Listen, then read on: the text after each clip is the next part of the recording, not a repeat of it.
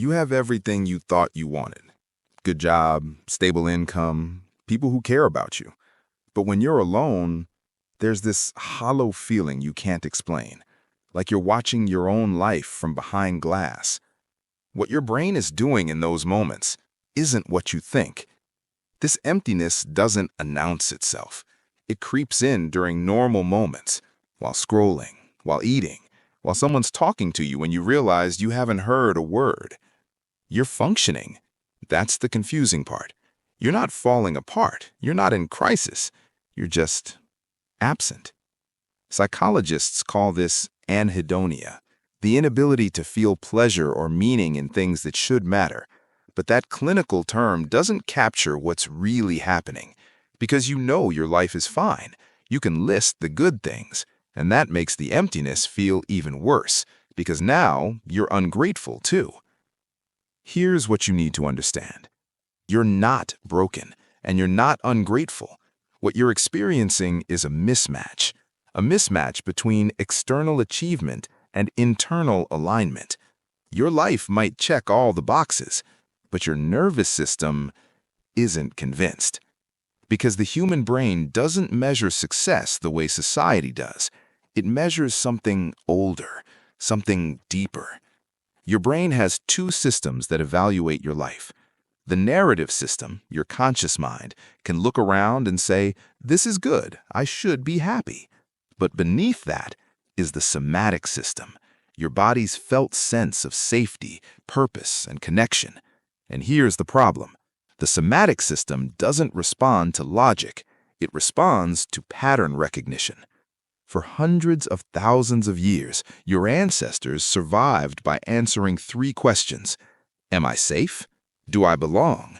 Does what I do matter? These aren't philosophical questions. They're survival circuits. When these circuits light up, you feel alive. When they don't, you feel empty. Now here's where it gets interesting. Modern life can provide safety without aliveness, security without meaning, comfort without connection.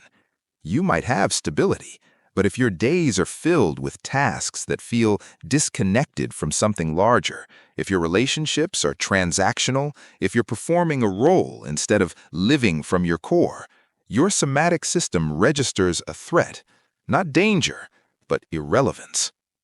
There's another layer. Your brain runs on dopamine, the molecule of wanting. It's what makes you reach for the next thing, the next achievement, the next distraction, the next hit of novelty. But dopamine and fulfillment are not the same thing. Dopamine gets you to the goal. It doesn't make the goal satisfying. Psychologist Dr. Robert Sapolsky describes this perfectly. Dopamine is about the pursuit. Endorphins and oxytocin are about the reward. If your life is structured around constant striving, chasing promotions, productivity, metrics, validation, you're overstimulating your wanting system and underfeeding your satisfaction system.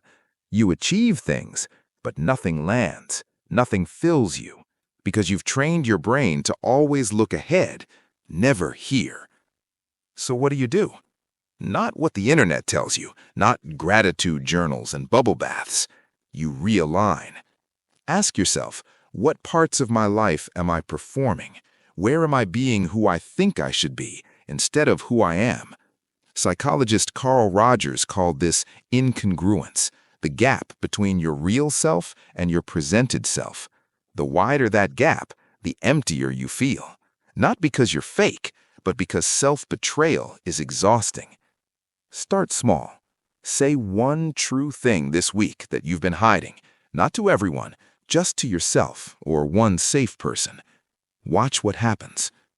Your brain is overstimulated. Social media, news, notifications, endless content. Every ping, every scroll is a micro hit of dopamine that trains you to seek stimulation, not satisfaction.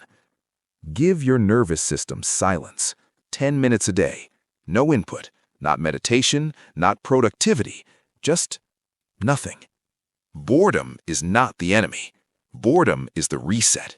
It's where your brain processes, integrates, finds meaning. Emptiness often comes from shallow connection. You're surrounded by people, but the connections don't nourish you. Psychologist John Bowlby's attachment theory shows us humans are wired for safe emotional presence, not networking, not casual friendship, presence. You need at least one person who sees you, not your resume, not your role, you. If you don't have that, start by being that for someone else. Ask real questions, listen without fixing. Reciprocity begins with initiation. Your brain is built to make things, not watch things, not buy things. Make things. Neuropsychologist Kelly Lambert's research on effort-driven rewards shows that when you use your hands to create something tangible, your brain releases a different neurochemical cocktail, one tied to purpose. It doesn't matter what.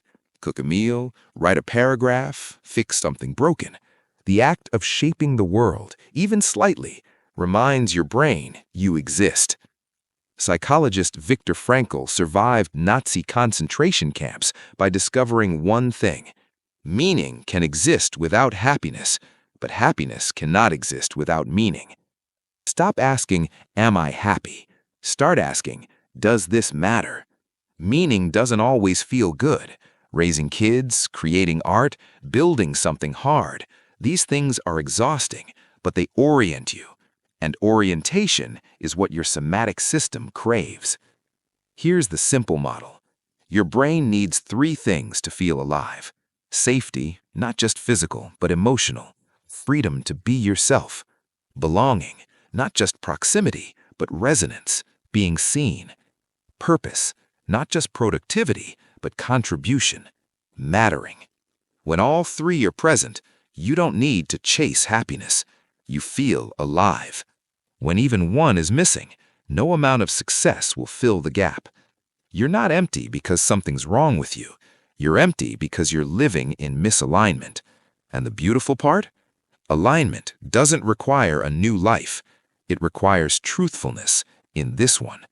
Start where you are. Ask the real questions. Remove the noise. Find one person. Make one thing. Orient towards something that matters. Your brain will follow.